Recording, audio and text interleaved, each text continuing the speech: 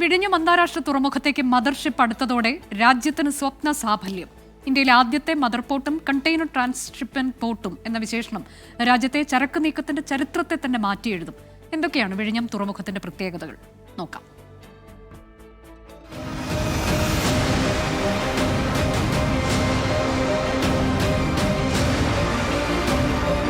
ഒരു പതിറ്റാണ്ടോളമുള്ള കാത്തിരിപ്പിന് വിരാമം. രാജ്യത്തിൻ്റെയും സംസ്ഥാനത്തിൻ്റെയും സാമ്പത്തിക രംഗത്തെ പുതുയുഗത്തിന് തുടക്കമിടുകയാണ് സാൻ ഫെർണാണ്ടോ. അത്യപൂർവമായ ചില പ്രത്യേകതകളാണ് വിഴിഞ്ഞത്ത് തുറമുഖം യാഥാർത്ഥ്യമാകാൻ കാരണമായത്. കടലിൻ്റെ സ്വാഭാവിക ആഴവും അന്താരാഷ്ട്ര കപ്പൽച്ചാലിലേക്കുള്ള ദൂരവും അനുയോജ്യമായ കാലാവസ്ഥയുമൊക്കെയാണ് പ്രധാനം. ആ സവിശേഷതകൾ മുന്നിൽ കണ്ടാണ് അദാനി 2015 തുറമുഖം പണിയാൻ സംസ്ഥാന സർക്കാരുമായി കരാർ ഒപ്പിട്ടത്. വിഴിഞ്ഞം തുറമുഖത്തിന്റെ സാധ്യത വർദ്ധിപ്പിക്കുന്നത് അതിന്റെ സ്വാഭാവിക ആഴം. രാജ്യത്തെ ഒരു തുറമുഖത്തിലും 20 മീറ്റർ സ്വാഭാവിക ആഴം കാണാനാകില്ല. ആ 20 മീറ്റർ സംസ്ഥാനത്തിനും രാജ്യത്തിനും നേടിക്കൊടുക്കാനിരിക്കുന്നത് കോടികൾ. വൻ വികസനത്തിലേക്കുള്ള ആദ്യ ചവിട്ടുപടിയാണ് തല ഉയർത്തി നിൽക്കുന്ന ഈ തുറമുഖം.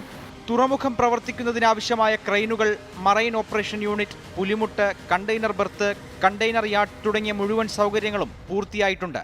ചൈനയിൽ നിന്നെത്തിച്ച 31 ക്രെയിനുകളും ഓട്ടോമാറ്റിക് സംവിധാനത്തിലൂടെ പ്രവർത്തിക്കും. എനിക്ക് പിന്നിൽ കാണുന്ന ഇതാണ് വിഴിഞ്ഞം പോർട്ടിന്റെ യാർഡ്.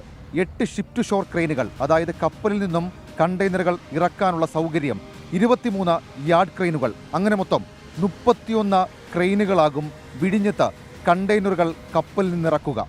രാജ്യത്തെ ഒരു തുറമുഖത്തും മദർഷിപ്പുകൾ അടുക്കാൻ സൗകര്യമില്ല. നിലവിൽ കൊളംബോ, സിംഗപ്പൂർ, ദുബായ് തുറമുഖങ്ങളിലൂടെയാണ് ചരക്ക് നീക്കം. രാജ്യത്തെ വിവിധ തുറമുഖങ്ങളിൽ നിന്ന് ഫീഡർ കപ്പലുകൾ പോയാണ് ചരക്കിറക്കുകയും കയറ്റുകയും ചെയ്യുന്നത്.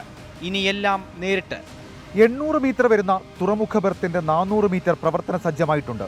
അതായത് ഒരേ സമയം 2 കൂറ്റൻ മദർഷിപ്പുകൾ വിഴിഞ്ഞത്തേക്ക് ഒരേ സമയം അടുപ്പിക്കാം. ഏതാണ്ട് 7000-ലധികം കണ്ടെയ്നറുകൾ വിഴിഞ്ഞത്തേക്ക് ഇറക്കാം. രാജ്യത്തെ ആദ്യ കണ്ടെയ്നർ ട്രാൻസ്ഷിപ്മെന്റ് തുറമുഖമാണ് വിഴിഞ്ഞം.